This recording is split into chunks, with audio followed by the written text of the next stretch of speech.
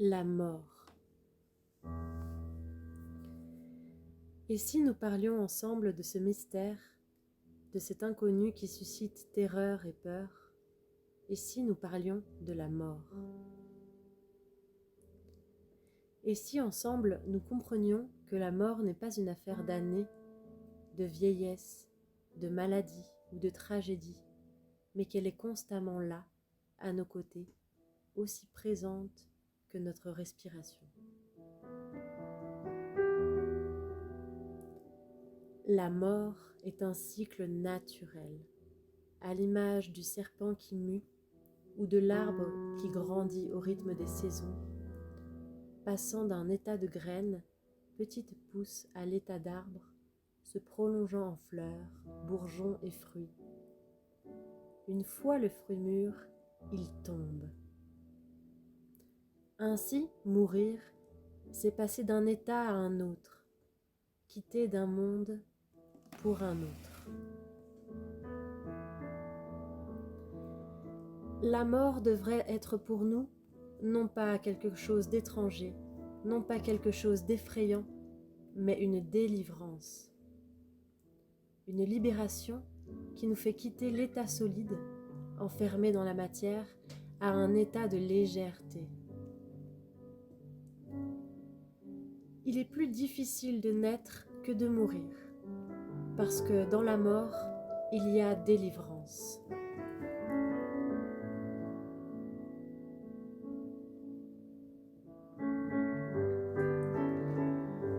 Mourir, c'est aussi lâcher une connaissance pour une autre. Une fois qu'on l'a apprise, qu'on l'a acquise, cette connaissance s'éteint d'elle-même dans ce monde où elle a été expérimentée. La connaissance que nous avons acquise évolue. Une vérité fait place à une autre. Les époques se succèdent. La mort n'est pas une fin.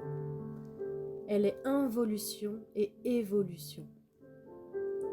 La mort est le passage d'un monde à un autre, d'une vie à une autre, d'une connaissance à une autre.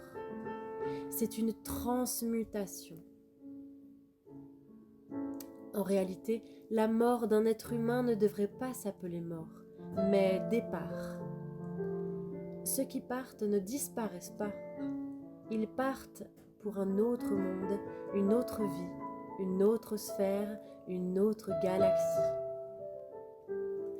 Là où nous pouvons vraiment parler de mort, c'est quand on abandonne nos croyances, nos illusions, nos attachements, nos connaissances, nos certitudes, nos soi-disant personnalités et identités, nos codes. Tout cela disparaît.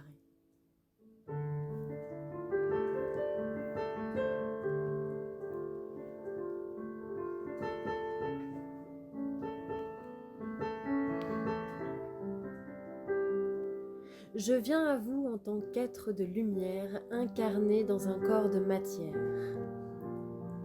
Ce corps, mon véhicule sur terre, sera appelé à se désagréger pour que mon corps de lumière puisse continuer son voyage dans d'autres sphères, d'autres planètes, vivre d'autres expériences pour recevoir de nouveaux enseignements et acquérir de nouveaux savoirs. Le bébé qui vient au monde va devoir emprunter le passage pour entrer dans une autre forme de vie. Il séjourne dans une poche et ensuite perce cette poche. Ce processus se vit par le sang. C'est ce sang qui circule entre les mondes. Le rouge, le sang, est le fil qui relie la mort à la vie et la vie à la mort.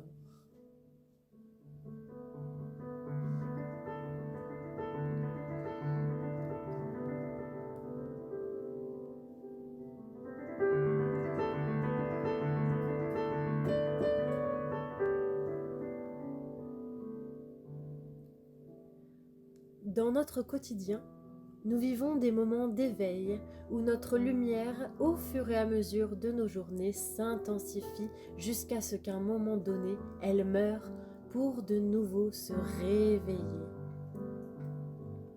Le jour précède la nuit, et la nuit fait place au jour.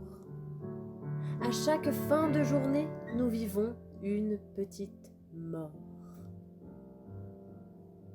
Sans ces temps où tout s'éteint pour se régénérer, ces temps de silence, ces trous noirs, la vie ne peut pas renaître.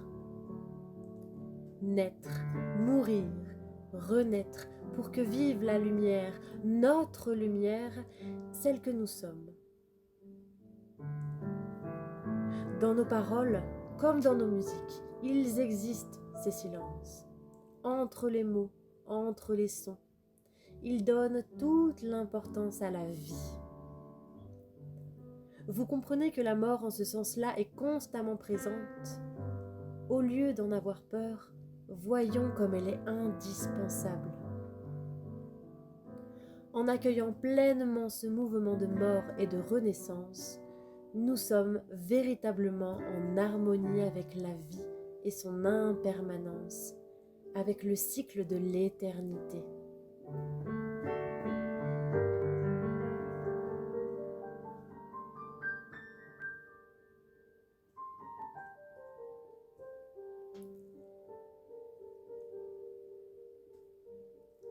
La fréquence de Omi lui permet d'être ce fil conducteur entre les mondes visibles et invisibles.